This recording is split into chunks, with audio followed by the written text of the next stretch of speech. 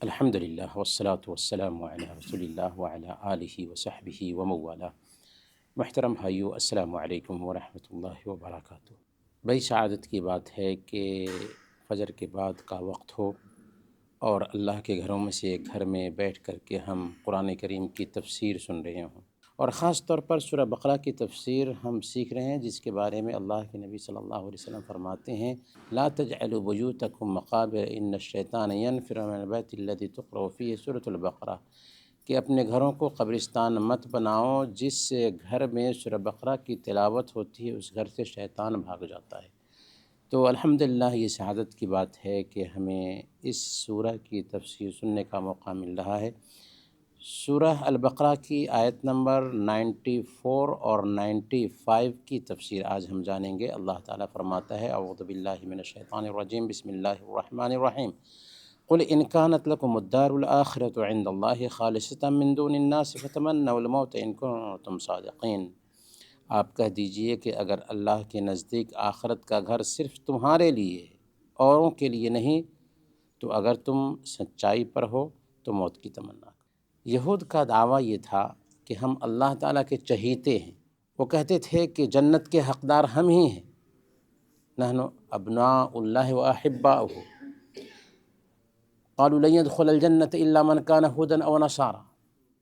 اللہ تعالیٰ نے ان کے اسی دعویٰ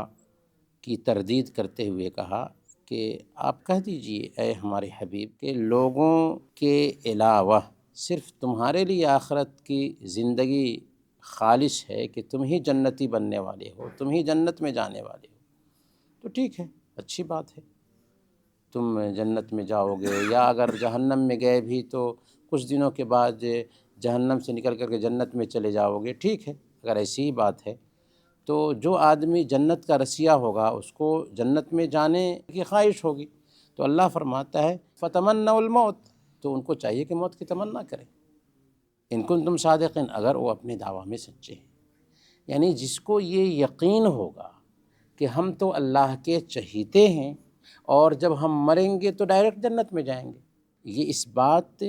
کی مانگ کرتا ہے کہ ایک بندہ جنت میں جانے کی تمنا کرے، موت کی تمنا کرے۔ اچھا، یہاں پر ایک سوال یہ پیدا ہوتا ہے کہ اللہ تعالیٰ یہودیوں سے ہی کیوں کہہ رہا ہے کہ موت کی تمنا کرو، مسلمانوں سے کیوں نہیں کہہ رہا ہے کہ موت کی تمنا کرو؟ تو اس لیے کہ مسلمانوں کا عقیدہ ہے کہ ہم امید اور خوف کے ساتھ اس دنیا میں جیتے ہیں، جنت کی امید اور جہنم کے ڈر سے، تو اس لیے مسلمانوں کو یہ بات کہنے کی ضرورت ہی نہیں ہے کہ تم موت کی تمنا کرو۔ لیکن یہودیوں کا دعویٰ تھا، لیکن ان کی حالت کیا تھی؟ اللہ تعالیٰ نے دوسری جگہ کہا یود احدہم لو یعمر الف سنہ، یہودیوں کی خواہش ہے کہ کاش کہ ان کو 1000 سال تک زندگی ملتی، وہ زندگی کے بڑے خواہش مند ہیں، وہ دنیا میں جینا چاہتے ہیں، اور اس کے ساتھ ساتھ دعویٰ ہے ان کا کیا کہ ہم مریں گے تو جنت میں جائیں گے۔ تو اللہ تعالیٰ نے وہی کہا کہ ٹھیک ہے، اگر تمہاری یہی خواہش ہے اور تم اس بات کے دعوے دار ہو کہ تم جنتی ہو تو موت کی تمنا کر کے دیکھ لو، اگر تم سچے ہو۔ اللہ نے فرمایا وَلَن يَتَمَنَّوْهُ أَبَدًا بِمَا قَدَّمَتْ أَيْدِيهِمْ وَاللَّهُ عَلِيمٌ بِالظَّالِمِينَ، وہ اپنے پچھلی زندگی کے کرتوتوں کی وجہ سے اس کی تمنا کبھی نہیں کریں گے، اور اللہ ظالموں کو خوب جانتا ہے۔ اللہ تعالیٰ نے بولا اور پھر تردید بھی کی کہ ایسا وہ کرنے والے ہرگز ہرگز نہیں ہیں، کیونکہ ان کو پتہ ہے کہ انہوں نے کیا جرائم کیے ہیں، ان کو پتہ ہے کہ وہ جنت میں جانے والے نہیں ہیں، ان کو پتہ ہے کہ وہ جہنم میں جانے والے ہیں اپنے جرائم کی وجہ سے،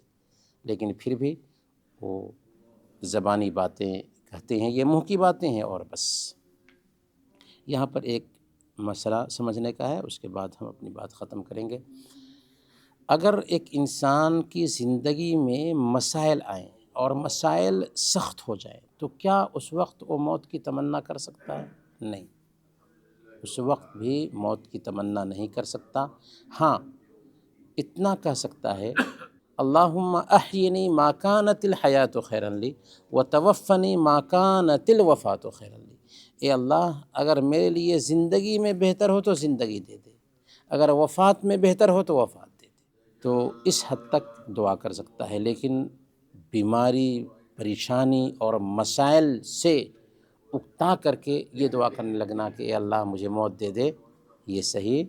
نہیں ہے، کیونکہ آزمائش جب آتی ہے تو اس سے بندے کا درجہ بلند ہوتا ہے۔ تو اسی لیے اللہ تعالیٰ پہ چھوڑنا چاہیے، اللہ اگر ہمارے لیے زندگی میں بہتری ہے زندگی دے، موت میں بہتری ہے موت دے دے۔